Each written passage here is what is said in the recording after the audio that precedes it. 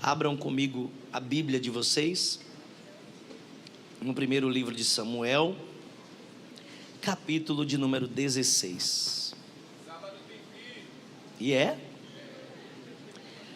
Glória a Deus. Primeiro livro de Samuel, capítulo 16, vamos juntos? Então disse o Senhor a Samuel: até quando terás dó de Saul, havendo eu o rejeitado, para que não reine sobre Israel? Enche o teu vaso de azeite e vem. Enviar-te-ei a Jessé o belemita, porque dentre os seus filhos me tenho provido de um. Porém disse Samuel: como irei eu?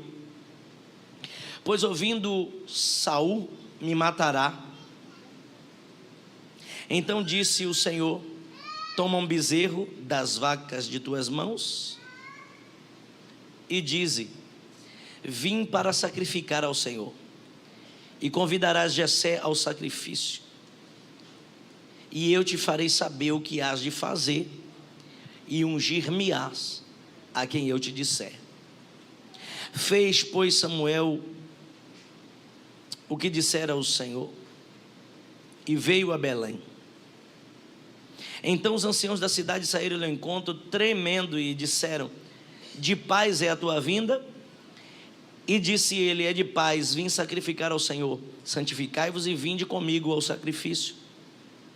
E santificou ele a Jessé e os seus filhos, e os convidou ao sacrifício. E sucedeu que, entrando eles, viu a Eliabe, e disse: certamente está perante o Senhor o seu ungido. Porém o Senhor disse a Samuel: não atentes para a sua aparência, nem para a sua altura, porque eu tenho rejeitado. Porque o Senhor não vê como vê o homem, pois o homem vê o que está diante dos olhos, porém o Senhor olha para o coração.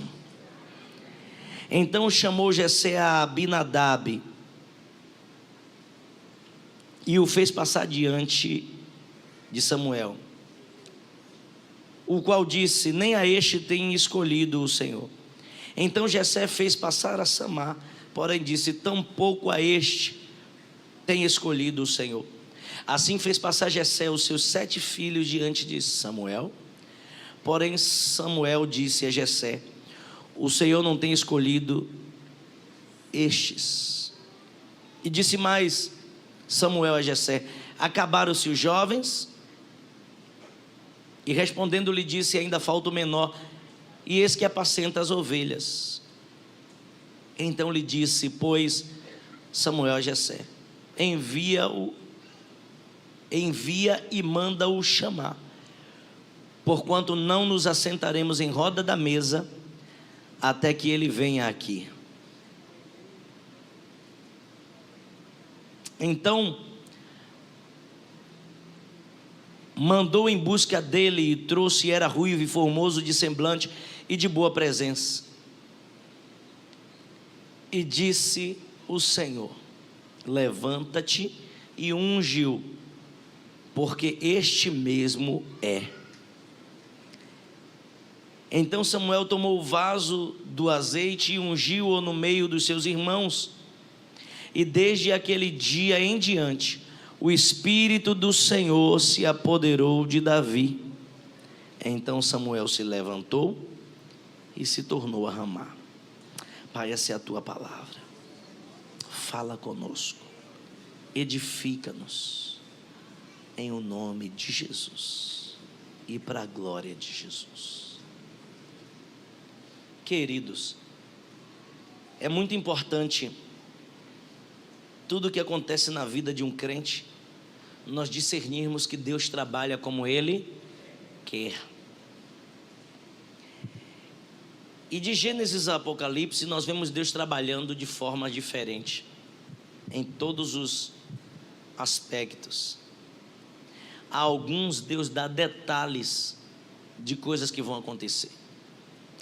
Abraão é tomado de uma treva densa, de uma escuridão, e no meio daquela treva, daquela densa escuridão, Deus revela para ele: os seus filhos iriam parar no Egito. E depois de um período de 400 anos, quando se completasse a medida dos amorreus, eles voltariam para a terra, regressariam para o lugar da promessa. Abraão nem viu nada disso acontecer, nem estava vivo para presenciar. E eu acho engraçado como Deus trabalha da maneira que Ele quer, sem se preocupar. Já com Eliseu, em vida, Deus lhe dava detalhes de coisas que iriam acontecer, como de fato as acontecia. E até antes de acontecer, a exemplo de Naamã, que antes de chegar na sua casa, ele manda um menino, vai, e diz para um homem que está vindo no caminho, se banhar 7 vezes no rio Jordão.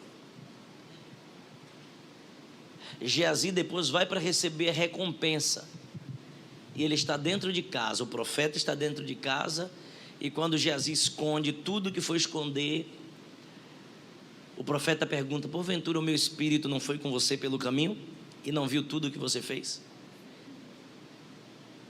Deus é esse que a uns dá riquezas de detalhe, a outros não. Samuel é tão profeta quanto, e o Senhor poderia dizer: vai na casa de Jessé, dentro de casa o menino não vai estar, ou dizer: vai no pasto. Não precisaria ter aquela preocupação dos anciãos. É de paz a tua vinda? Não seria necessário uma desculpa de sacrificar um bezerro das vacas para o verdadeiro propósito, que era ungir o menino? Deus poderia ou não poderia fazer? Mas Deus faz como Ele. Tem coisas na sua vida que já deveriam ter acontecido e não aconteceu ainda porque você não está pronto para viver. Tem coisas que Deus poderia já ter lhe explicado, mas você não tem estrutura para receber a informação. E tem coisa que Deus já lhe falou que vai fazer, mas não vai fazer agora, vai fazer lá na frente. E não falou para lhe deixar ansioso, só para dizer que Ele está no controle da sua vida. O que nós precisamos é acalmar o nosso espírito e entender que Deus trabalha como Ele quer, e Ele é soberano nas suas decisões. Tem coisas que dependem de você tomar atitudes, senão nunca vai fluir. E se nunca fluir, Deus vai levantar alguém no seu lugar para fazer o que você deveria ter feito e não fez. Mas tem coisas que, se você não fizer, vai ter uma hora que Deus vai te pegar pelos cabelos, vai te levar para fazer. Porque Deus é assim. Tem uns que Deus poderia substituir Jonas, não poderia? Mas Ele quer que Jonas vá. Tem uns que é assim. Tem uns que Deus quer substituir, tem outros que não, só serve se for você. A gente não pode colocar aqui uma jurisprudência. Isso aí é a linguagem do jurídico. A gente não pode colocar aqui um padrão para Deus trabalhar e achar que Deus tem que fazer do nosso modo. Para alguns, Deus vai falar em sonhos, porque não está conectado durante o dia, então Deus só acha um momento da noite para falar. Já que eu não falo durante o dia, eu vou ter que falar em sonho, que é a hora que pelo menos ela acalma a alma dela. E está tudo bem. Tem outros que de olhos abertos, sem sentir arrepio, sem nada, vai perceber tudo que está acontecendo no reino espiritual. E está tudo bem. E tem outros que Deus não vai falar nada. Está tudo bem também, porque nunca buscou. Essas coisas que eu tenho dito para vocês na introdução dessa mensagem, é porque quando Deus levantou Samuel para substituir Eli, ele era o último dos juízes de uma era onde Israel era governado por juízes. E se tinha alguém para ser levantado rei, poderia ter sido Samuel, mas não foi. Quando o povo pede um rei,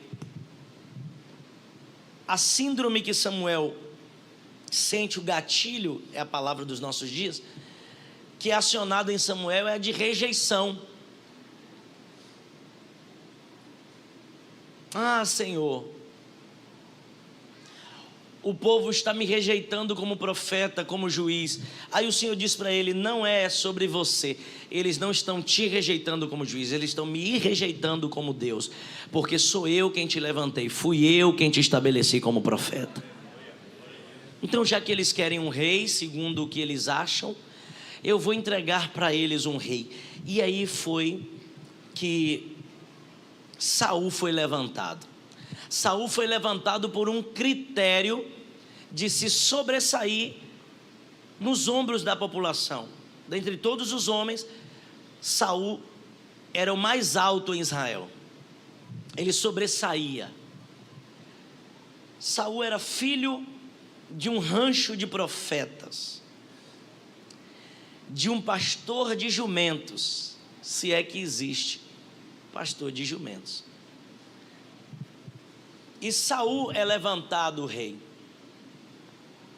conforme o povo pediu. Esse rei desobedece o Senhor, não só desobedece, mas traz o fruto da desobediência para sacrificar no altar. É nessa hora que ele demonstra o quanto o coração dele é perverso, porque além de ser desobediente, além de querer cumprir um ofício que não é seu, ainda quer empurrar goela abaixo em Deus o produto daquilo que Deus disse não faça. Então Deus lhe rejeita. E dos quase 40 anos, ou exatos 40 anos que Saul reinou, Davi ainda não era vivo quando Deus havia lhe rejeitado. E esse tempo inteiro Deus está aturando Saul. Mas Deus não trabalha por muito tempo com corações inflexíveis. Por favor, repita isso comigo, diga: Deus não trabalha há muito tempo com corações inflexíveis. Corações que não são ensináveis, corações que não aprendem, que não melhoram, que não ouvem, que não obedecem. Então, mais uma vez a palavra do Senhor vem a Samuel e agora diz: até quando terás dó de Saul, se eu já rejeitei? Já era para você ter se posicionado há tempos, mas já que você não se posiciona, então vai até Belém, e na casa de Jessé já providenciei um rei. Enche o chifre de azeite, enche um vaso de azeite e vem, eu estou te esperando. Tem algo para eu fazer, tem uma postura para eu tomar. Ele chega até essa cidade, leva o bezerro. Os anciãos saem, como vocês acabaram de ler comigo, sacrificam ao Senhor, e quando entram em casa de Jessé, ali acontece a seleção. Só que dentre os filhos que estão na casa, nenhum desses são selecionados. Dentro dos que estão na casa, vem o primeiro. E esse primeiro tem aparência, tem estatura, e é por esses critérios que Samuel quer ungí-lo rei. Só que aí o Senhor diz: não é assim. Não atente para a aparência, porque a gente não trabalha assim. Quer dizer, vocês homens olham assim, mas eu contemplo o íntimo e o coração do homem. Então nós precisamos atentar para isso. Quem é Deus? Deus é um Deus que atenta para o íntimo do homem. Deus conhece o profundo do coração do homem. Deus é Deus que sonda o coração. O coração do homem é o alvo de Deus. Ele não atenta para a aparência. Deus não é Deus de aparência, Deus é Deus da essência. Embora nós homens julguemos pela aparência, a aparência para nós é critério para muitas coisas, inclusive para as escolhas principais das nossas vidas. Uma pesquisa foi feita nos Estados Unidos, que cerca de 90% das empresas escolhem os CEOs de suas empresas por causa do tamanho. E nessa pesquisa eu vi, não foi apenas algo que eu li, mas vi, onde 2 homens foram colocados com a mesma roupa, 2 homens brancos, um alto e um baixo, os dois de boa aparência, mas um recebia mais votação para um lugar de privilégio pelo tamanho do que o outro. Eram perguntas feitas para as pessoas, para os populares que passavam ali. E uma das perguntas é: o que você acha que esse aqui é? E para o homem grande, alto, de porte alto, diziam: é empresário, é advogado, as melhores profissões. E para o menor, em relação ao homem maior, você já imaginou? Porque nós somos assim. Nós olhamos muito para o quê? Aparência. Para o que parece. Deus não é Deus do que parece, Deus é Deus do que de fato é. Nós somos muito daquela coisa de primeira impressão. E aí nós criamos um ditado que diz: a primeira impressão é a que fica. Experimente então lidar com alguém falso. Você tem aquela impressão e aí depois você começa a conviver e você cria pavor. Será mesmo que é a primeira impressão que fica? A segunda quebra, às vezes, a primeira impressão.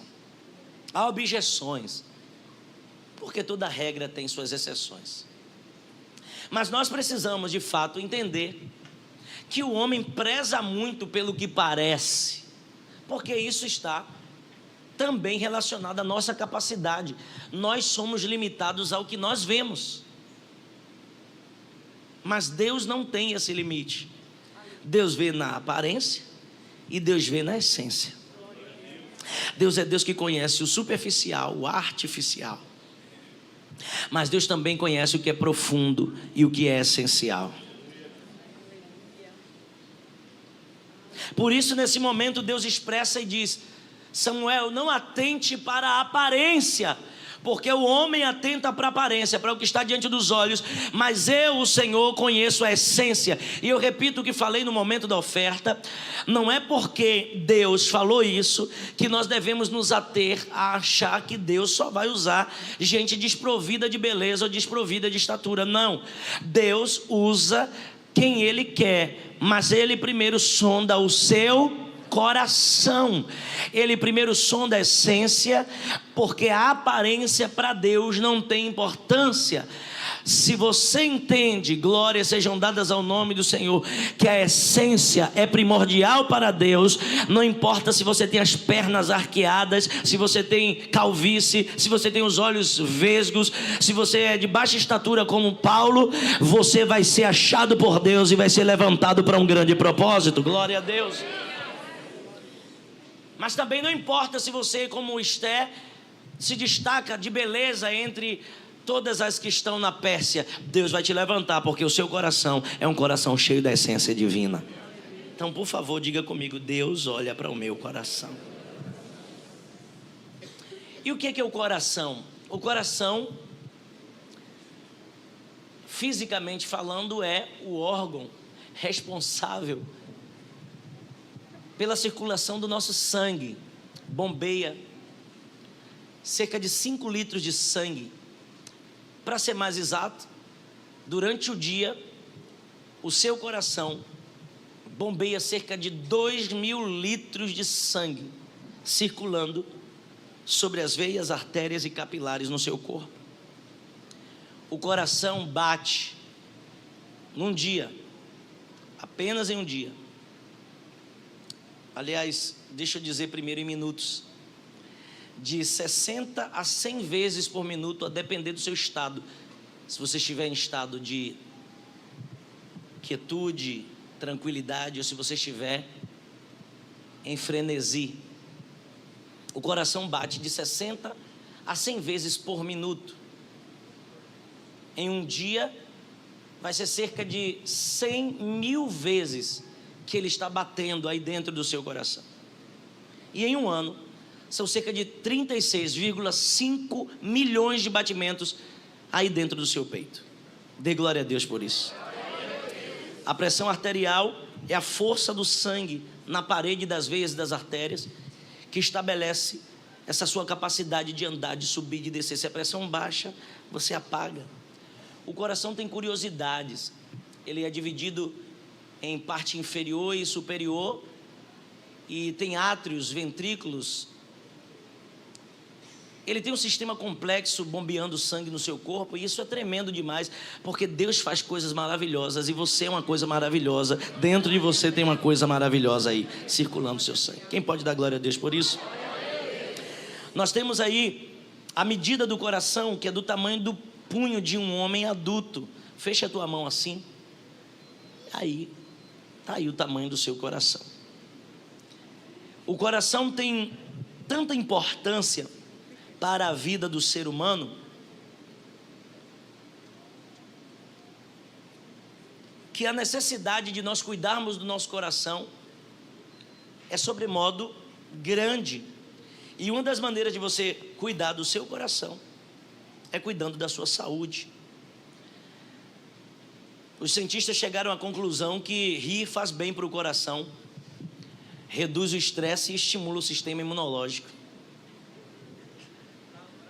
Sorria para alguém do seu lado, faça um bem ao seu coração, diga para ele: a vitória é nossa, até quando estamos sorrindo. É por isso que você deve confundir seus adversários, seus inimigos. Ria, sorria, Jesus te ama, e a vitória é sua, a vitória é minha, a vitória é nossa. Mas tudo que os cientistas testificam só vem para confirmar o que a Bíblia diz, porque em Provérbios 17, 22 diz que a alegria traz saúde, o rir-se do homem traz saúde à sua vida, ao seu coração. Então sorria. Quando o diabo quiser te colocar para baixo, triste, cabisbaixo: bispo, eu fico triste o dia todo, a partir de hoje você vai dizer: Satanás, saia. E sorria. A palavra coração aparece de 980 vezes a 109 vezes na Bíblia, dependendo da tradução. O coração, no Antigo Testamento, ele é usado como a sede do intelecto, porque naquele tempo não se sabia que as funções cognitivas e intelectuais estavam relacionadas à mente. Quem está aí? Amém. Mas com o passar do tempo e com o ampliar das ciências, nós entendemos que nós temos alma produzida a partir do que nós pensamos, nós temos um espírito e também nós temos o corpo, isso é óbvio. A Bíblia fala sobre o coração duro, o coração quebrantado, o coração contrito, o coração orgulhoso, o coração obstinado, o coração enganoso, o coração perverso, o coração pobre, o coração alegre, o coração puro e um novo coração. Coração em vários aspectos.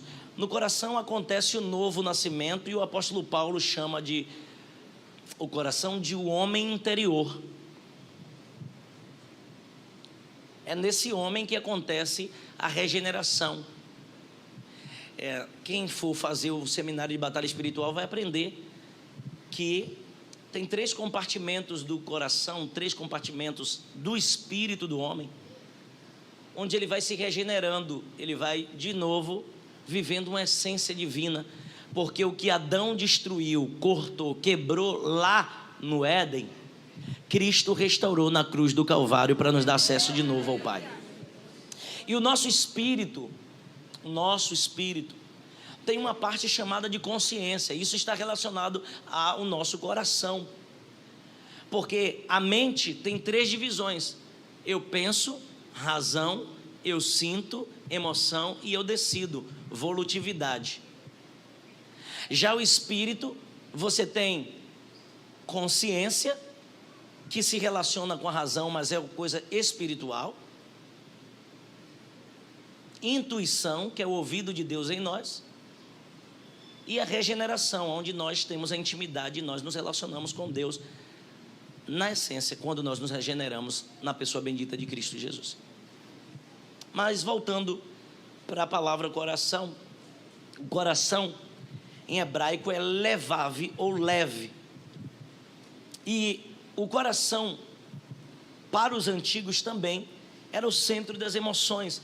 Por isso, em um dado momento, Natã vai dizer para Davi: faça conforme você sentir no seu coração. E nós precisamos entender que, como sede das emoções, toda emoção precisa vir acompanhada de uma oração. para que o inimigo não se aposse das nossas emoções e não nos manipule nos momentos das emoções. Que o seu coração seja blindado com oração e com intercessão. O homem natural é chamado também pelo apóstolo Paulo de alma, e o homem espiritual, coração. É ali que ele se encontra. E eu repito, Deus não é Deus de aparência, Deus é Deus de essência, Deus é Deus de corações, não apenas de aparências. Amém? Quando nós entendemos isso, também percebemos que a escolha de Deus está posta a partir de critérios bem estabelecidos. Davi era cheio de virtudes, e essas virtudes faziam com que Deus olhasse para ele com um olhar diferenciado. É justamente o que você faz no oculto que determina o olhar de Deus. É justamente o que você determina como mudança na sua mentalidade e ministra o seu coração, e também ao contrário, que faz com que a atenção de Deus seja voltada para você. O que é que está escrito? Que Davi sabe tocar, Davi é forte, Davi é valente, Davi é homem de guerra, sisudo em palavra, de boa aparência, o Senhor é com ele. Davi reconhece ser fraco, Davi reconhece seus erros, Davi sabia lidar com situações difíceis, Davi ama a Deus com paixão e com amor, Davi não tinha medo de mudar. Isso tudo está relacionado a um coração que Deus procura, obediente, responsável, entregue a um propósito. E esta manhã é manhã de Deus achar corações determinados a viver o seu propósito. O nosso coração é alvo da busca de Deus. Deus procura verdadeiros adoradores, que o adorem em espírito, no coração e em verdade também na alma, inteireza de coração. Por isso está escrito: ama o Senhor teu Deus com todo o teu coração, de toda a tua alma, com toda a tua força e de todo o seu entendimento. Precisamos nos esforçar para sermos alguém cujo coração é visto por Deus como alguém que Ele quer habitar, morar e fazer transformações extraordinárias. Não deixe que o seu coração seja endurecido, não deixe que o seu coração seja amargurado, não deixe que o seu espírito seja ministrado pelo que o mundo tem tentado encher o seu coração. Porque aquilo que você produzir em fala, aquilo que você produzir em ação, está refletindo quem você realmente é. Sabe, naqueles momentos que você tem reações terríveis, você diz: eu até me desconheci, esse não sou eu. Na verdade, esse é você, quando a pressão aperta. O seu eu é conhecido nos momentos mais difíceis da sua adversidade. O seu eu realmente é conhecido quando as coisas difíceis acontecem com você. Então não diga que é perseverante se no momento pior da luta você cai fora. Não diga que é resiliente se você não consegue voltar ao estado original. Você está mentindo para você mesmo. O seu coração é aquilo que você faz nos momentos mais difíceis da sua vida. Agora, quem de fato é, no momento da luta, continua confiando no Senhor apesar de tudo. Quem de fato é, ainda que ande pelo vale de sombra e de morte, não teme a mal nenhum. Não é que haja ausência de medo, tem medo, mas o medo não é maior do que a fé que determina que você crê. Oh glória! Então nesta manhã eu quero te profetizar para a sua vida, que hoje o Espírito de Deus vai achar guarida no teu coração, para transformar você em alguém, um homem, uma mulher, segundo o coração de Deus. É isso que Deus acha em Davi, gente. Não é por causa da aparência, não é por causa do externo, do talento que ele expõe, mas é por causa da essência que faz com que ele produza aquilo que ele está fazendo fora. Aleluia.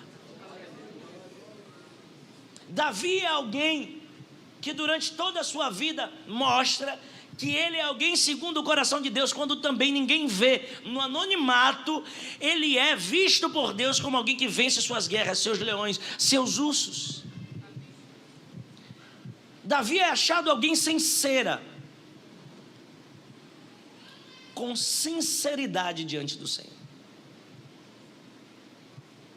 Davi é achado alguém verdadeiro. Você não vai ver Davi caindo nos mesmos erros. Ele erra, é repreendido e se arrepende, muda de comportamento. É por isso que Deus lhe levanta. É por isso que Deus acha Davi e diz: achei Davi, meu servo, e com meu óleo ungi. E não só isso, ele diz: achei Davi, um homem segundo o meu coração. Mas Davi ainda era um menino. Mas quando o coração é determinado a ser o que Deus quer, Deus não vê como um menino, Deus vê como um homem já definido pelo seu posicionamento, pela definição do seu coração. É tempo de você alinhar o eterno com o que é passageiro, o sobrenatural com o natural, o céu com a terra, a divindade com o adorador, porque o seu coração é alvo de Deus para coisas grandes nessa terra. Dentre tantas coisas que você vai ouvir aqui esse mês, eu tenho certeza que alguém vai ministrar dentro desse tema, se não eu. Sobre tudo que se deve guardar, guarda o teu coração, porque dele procedem as saídas da vida. Em outras traduções diz: porque dele depende toda a sua vida. Maria guardava tudo o que acontecia no seu coração. Ela ia vendo as promessas se cumprindo. Ela ia percebendo que tudo o que acontecia de fato vinha da parte de Deus. Mas ela tinha sido escolhida justamente porque na sua geração o coração dela era diferente de todos que estavam em volta dela. Deus está procurando hoje corações sinceros. Deus está procurando nos nossos dias corações verdadeiros, corações sem máscaras, corações que sejam circuncidados, como disse Moisés em Deuteronômio, corações que não estejam distantes, mas aliançados com Ele. Se hoje Deus fosse fazer aqui um peso, colocar uma balança para medir, o seu coração está leve ou está pesado? Se Deus fosse fazer uma avaliação cardíaca aqui hoje, e eu falo de questões espirituais, embora o termo seja físico. Se Deus hoje fosse fazer uma avaliação cardíaca em você, o que Ele iria achar no seu coração? O que tem enchido o seu coração? Porque as virtudes de Davi enchiam o seu coração de tal modo que Deus achou no campo alguém segundo o seu coração. O coração dele estava leve de uma maneira tão tremenda que ele não carregava as dores de estar fora do convívio familiar. Depois você vai perceber que ele não carrega as dores de estar sendo perseguido por Saul. Ele não carrega dores de ressentimentos, mas ele tem um coração leve, um coração entregue ao seu real propósito. Que você saia daqui hoje com o seu coração leve para viver o seu real propósito. São muitas coisas que acontecem nesta geração para te tirar do seu real propósito, mas entenda, o seu coração é alvo de Deus. Deus está procurando corações quebrantados. Um coração quebrantado, um coração contrito não desprezarás, ó Deus. O coração do homem. Que importância tem esse órgão tão pequeno, mas ele é tão primordial, tão essencial para o seu crescimento? Que importância tremenda ele tem para a sua vida espiritual, e como precisa ser cheio de coisas boas. Por isso, de contínuo, nós precisamos meditar na palavra do Senhor, conforme está escrito, porque quem crê, como diz as Escrituras, no seu interior fluirá um rio de águas vivas, e ele será continuamente limpo, purificado pela presença do Todo-Poderoso. Ele é fiel para purificar o nosso coração. Eu não sei do que o seu coração tem vivido, se de amargura, se de passado, mas o Senhor veio para apagar o passado, e Ele está lhe dizendo nesta manhã: as coisas velhas se passaram e eis que tudo se fez novo. Deus não atenta para a aparência, mas Ele olha para o seu coração. Todo dia se preocupe com isso. O que Deus tem achado no meu coração? O que eu tenho feito para ser o ponto que Deus escolhe, o lugar que Deus quer morar. O que é que eu tenho feito para ser o lugar que Deus determinou que vai agir, fazer, encher e me usar para o meu real propósito? Essa reflexão desta manhã e meditação na palavra nos traz o ímpeto de querer sempre agradar a Deus. O mundo tem nos ministrado para nós enchermos o nosso coração de egoísmo. O mundo tem tentado nos fazer egocêntricos. E com isso, muitos de nós somos como pedras brutas, porém preciosas, só que no meio do barro, cobertos de lama, de sujeiras. É por isso que Deus não desiste de você. Porque se o homem olhar para você conforme tudo que você já viveu, tudo que você já sofreu, tudo que você já enfrentou, você seria rejeitado pelos homens. Talvez nos relacionamentos, pessoas aqui vivem trauma de rejeição. Por quê? Porque quando alguém olhou num primeiro instante, viu barro, viu lama, viu tudo que impede do diamante, do ouro, daquilo que é precioso, mas está lá dentro do barro. Mas o Senhor consegue achar preciosidade dentro da lama, dentro do barro, e achou seu coração para fazer dele, aleluia, uma habitação do seu Santo Espírito. Que nesta manhã você se permita ser lapidado pelo Todo-Poderoso e o seu coração ser preparado para ser uma joia rara nas mãos do Senhor. Bate no teu coração e diga aí, reaja. Quando eu estava novo convertido, eu aprendi uma música que diz: bate, bate, bate, coração, bate e não para de bater. Tem alguém velho acompanhando comigo, é isso?